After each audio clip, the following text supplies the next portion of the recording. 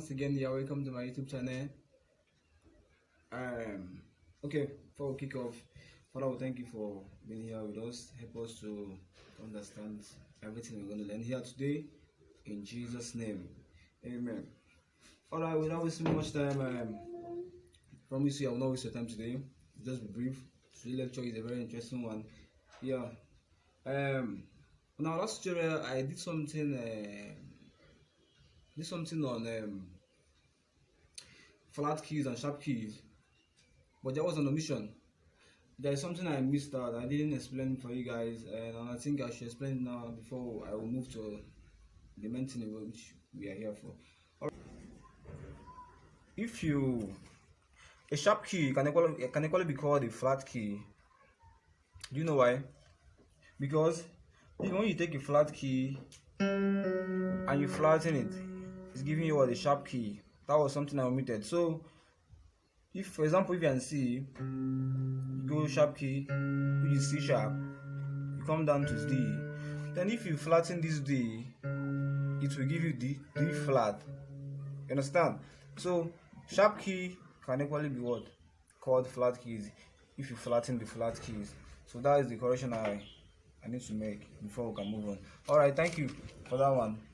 Today our lesson will be on how to build a major triad or a chord simplified. Yeah, that was simplified. That means it's very, very simple for you guys. So how do we build a major triad? Remember I told you guys that we learn how to form a chord in my next tutorial. So I'll be sharing with us 3 secrets on how to build a major triad. Just 3 secrets, nothing other than that. And believe me, these 3 secrets will be very, very simple for you guys.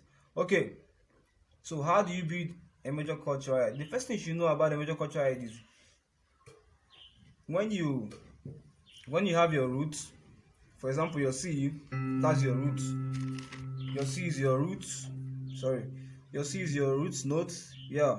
For example, key C, you have C, E, D, F, G, A, B, and C. Now, if you have your root,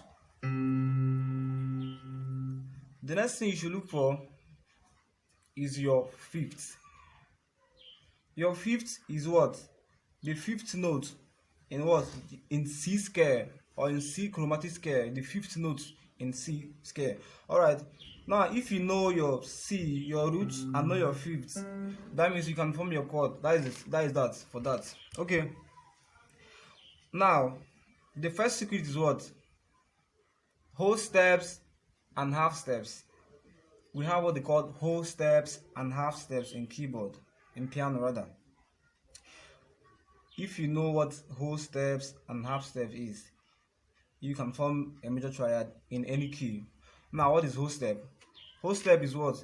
Simply taking what? One root to another root without encroaching what? A sharp key, or without touching the sharp key. So if you move your root, let's say we are on C, we move C to D, we just move the whole step. We didn't touch this sharp. Understand? Okay, now half step is if we move from C, move to C sharp, then we come to D. That means we are moving what? Half step above what? The root. We have just moved half step above the root, which means the C sharp encroached in this movement, which means we have C sharp before D. Now, in order for you to form this chord, I think you should know your whole steps and half steps. That's the number 1 secret. So once you know your whole step and half steps, you can form your chord. Now you can practice if you want to practice the whole step. Whole step is just taking one root to another root, just like this. Then half step is, it's coming just like that. Alright. Now the number 2 secret I'll be sharing with us is what? Now to get your fifth, the fifth is what? 7 half steps. To get your fifth in any key you're on, you should go to what? You should go a 7 half steps above what? The root chord before you can get your fifth. Once you are able to get down your fifth, that means you can form that chord. Alright, let's do it. Let's take it here. We have key C. If we take 1, 2, 3, 4, 5, 6, 7, that means we're having what? Our fifths.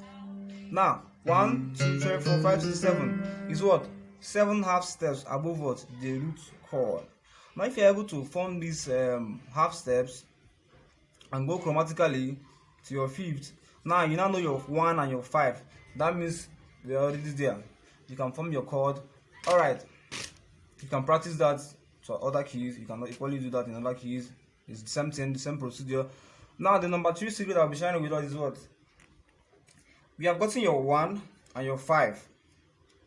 Remember, you have not played the word a chord. What is a chord? A chord is just taking one note, combining them together, and you make a sound just like this. So if you play just 2 notes, it's a chord, but it's not what? It's not a major chord. For a major chord, we have to beat what? 3 notes together to get a major chord. So chord is what? Combination of notes together.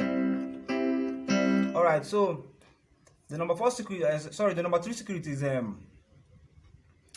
since we have already gotten our 1 and 5, now what do we get to add what? To make it a major triad? That is what? Your third. Now your third in every note, in every root note is what? The third note is what? Your E in C, which is what? Giving us, okay, let's say from C we have C, D, and E. If you number them, you find out that your third here is what? Your E. Alright, so how do we form that third? Now, forming that third, we also use the what? The whole steps and the half step formula here now. Alright, now if you take your roots, okay, let me just be plain. 4 half steps for your third. You use 4 half steps for your third. 4 half steps above your root will give you your what? Third. Let's practicalize it. We have 1, 2, 3, 4. Are we there? Just 4 half steps above the root, you get your what? Third. So that means if you take from your root, if you take 7 half steps, you're getting your fifth, and if you take 4 half steps, you're getting your what? Third. Which means with this formula, you can be able to form what? A major triad or a chord. Alright, so that is that for that. If you can be able to get all this formula, that means you're on your way to playing the piano. If you can form a chord on the piano, that means you can equally form chords in other keys, and then from one key to another you can form chords. Then you can be able to play. Alright, so that is that for today. Thank you for joining me once again today. I'm so happy for you guys, and make sure you do subscribe to my channel. Always, you get more of this. You understand?